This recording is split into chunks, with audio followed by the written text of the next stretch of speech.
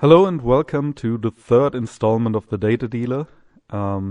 This time with better voice recording, but without flashy animations. And this time we're going to be dealing mostly with player data. And DB0 has kindly provided me with a dataset with anonymized player data. So I could basically track down which games were played by which player, but I couldn't attach an Octgn name to it. It's just basically player number 1 played these games, player number 425 played these games. This allowed quite a lot of new analysis and made me say, oh my god, what have I gotten myself into quite a few times, because this time I had to run a couple of routines in R. If you don't know what R is a dialect of S. As the usual unhelpful introductions to R explain it. It's statistical software, and I had to write a couple of scripts, and some of these would take an hour or two to compute. So there's been a lot of waiting for the data to sort of run through the computer. This has led to a bit of a delay. Data Dealer 3 should have gone live a couple of days ago. On the first slide, you can see the percentage of corp games versus a frequency. And this has been pruned. Any player who only played one game on Octgn has been excluded here. And you can see there's distinctive peaks at 0 and at 1 and at 0.5. These, of course, are from people who played two games, and some of them always played the runner, some of them always played the corp, some of them played both once. So pruning further, we get this second chart, and that's showing the percentage of corp games versus frequency again, but this has been pruned down to all the players who at least have played 5 games. And what you can see is that these peaks are much less distinct. And we can do this further and go to the next slide, which shows everything pruned down to having played at least 10 games on Octgn. And what you can see here is also a normal distribution, which is what we would get if people flipped a coin every time. We would be pretty close to this. And what you can see is that there are deviations from this, and there's a deviation at 0, people who exclusively play runners. There's a deviation at 1, people who exclusively play corp. And there's a big difference in the middle. People who play half their games as corp and half their games as runner, pretty precisely, are overrepresented as well. It's rare for somebody to have 30% runner or 30% corp compared to what you would get if you chose sides by flipping a coin. And that's fairly interesting.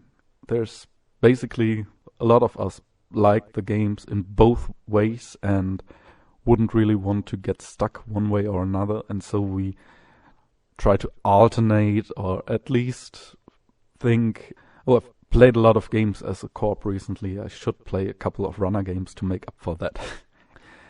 And next up, we look at pretty much the same thing in terms of identities.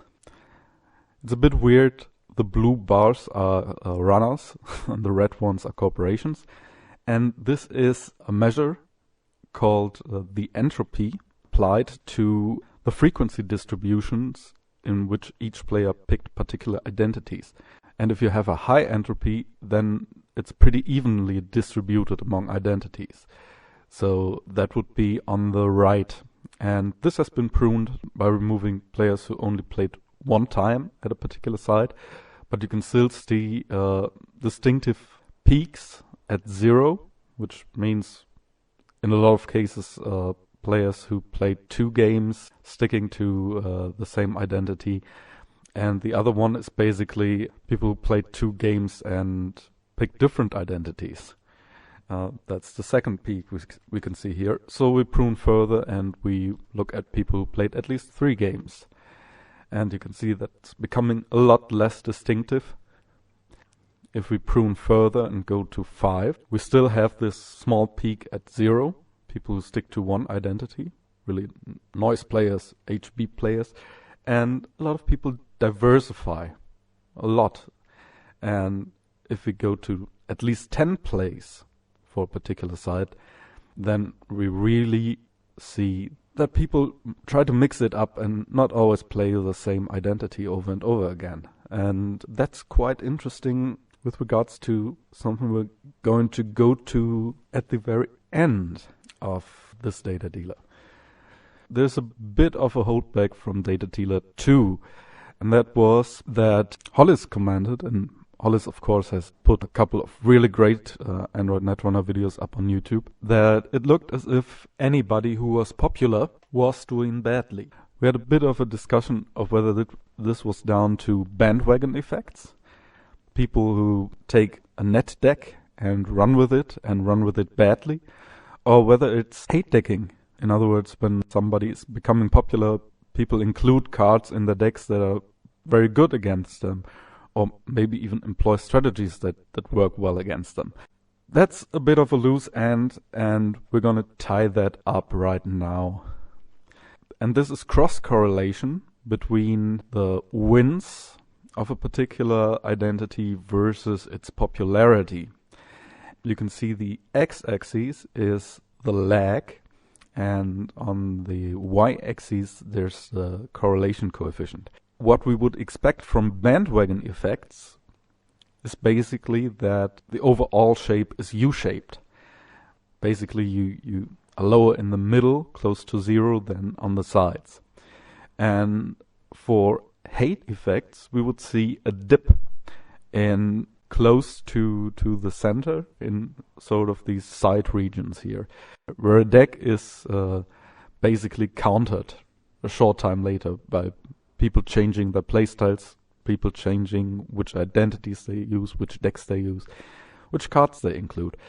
And Wayland, this is core Wayland, is here not only because it's always been the first one, graphics here, but also because it shows both effects.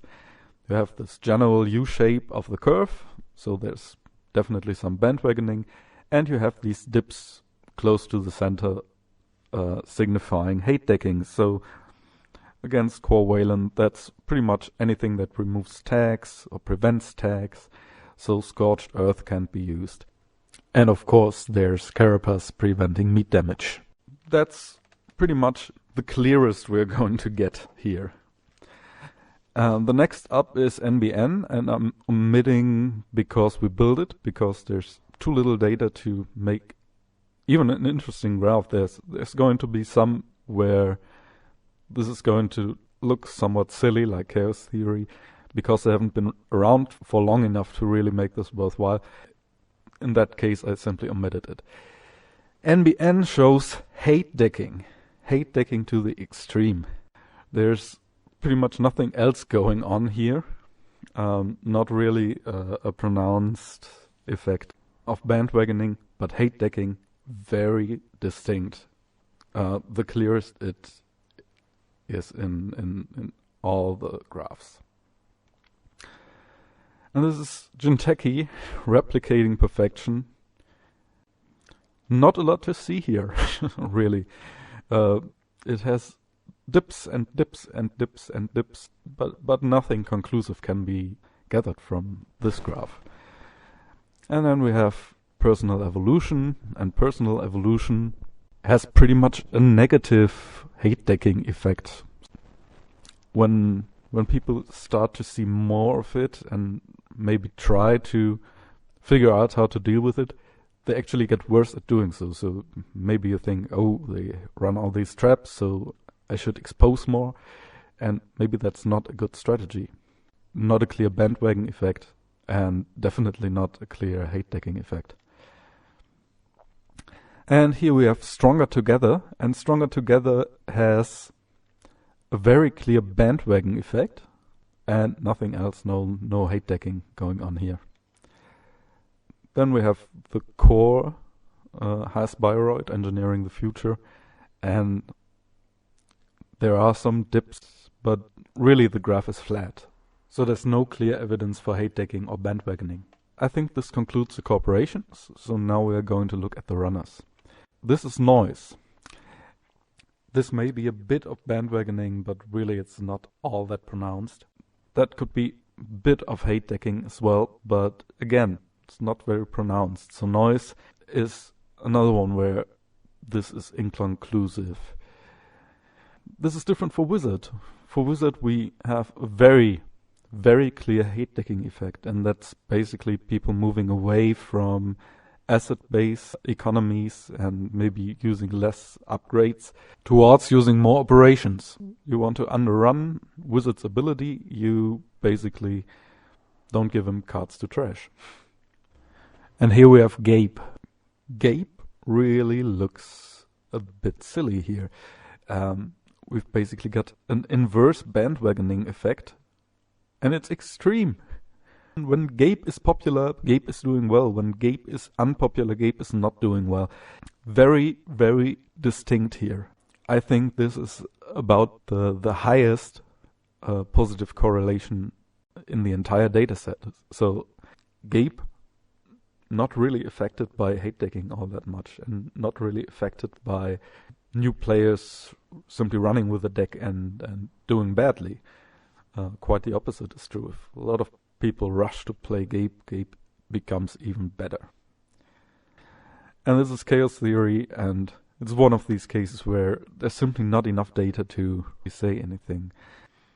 There are these dips that could maybe be interpreted as hate decking, but I think it could be more of a people moving to fast advance when thing. not chaos theory specific. And yeah, then there's Kate, and Kate has a bit of hate decking, but it's again, I doubt it's specifically hate decking. It's more like fast advance becoming popular in general, so the lag is a bit longer between Kate dipping, so it's not a particular response.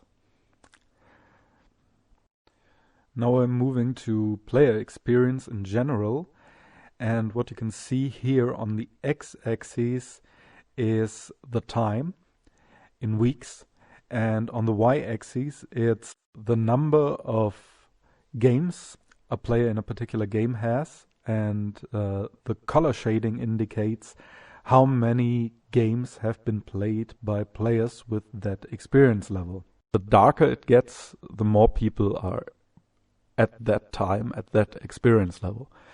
And you can see that experience is sort of drifting downwards towards more experience, and there's also the zero line getting darker, and that's a lot of new players entering the fold.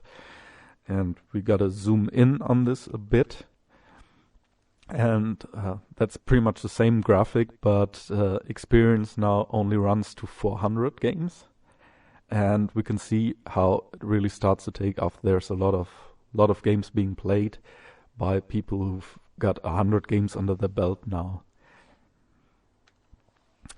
And this is tracking the average experience and one standard deviation around the average experience over time.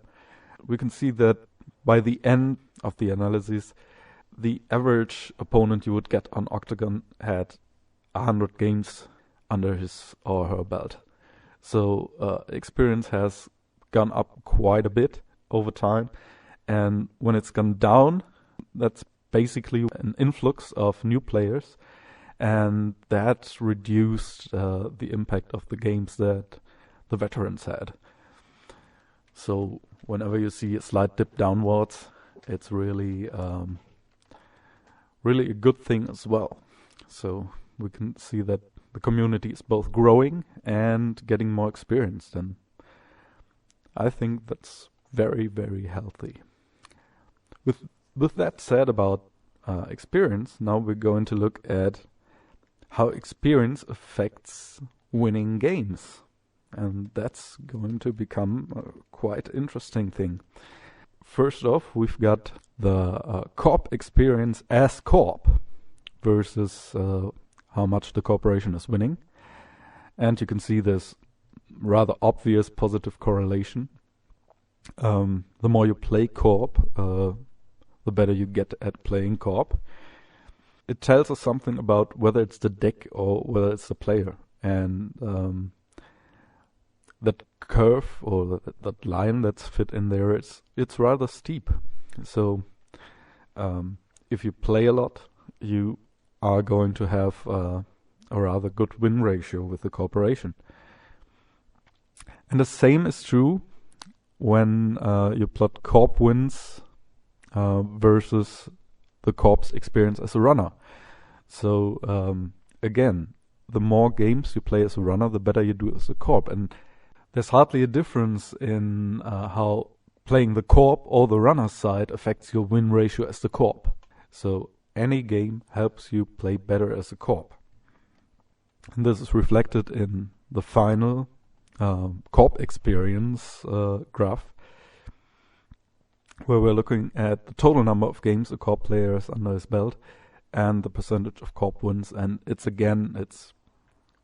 pretty much obvious. The more games you play, the better you get at playing co-op. And now to the runner side, we start off with runner's experience as a runner, and again plot it against corp win. Precisely as you would expect, the more experienced the runner is, the less likely the corporation is to win. No great surprise here. Now we're looking at the runner's experience as a corporation, and in the case of corporation, it didn't really matter which type of game you played. But for the runner, it matters. If you have a lot of experience playing as a corp, you don't get to be a better runner.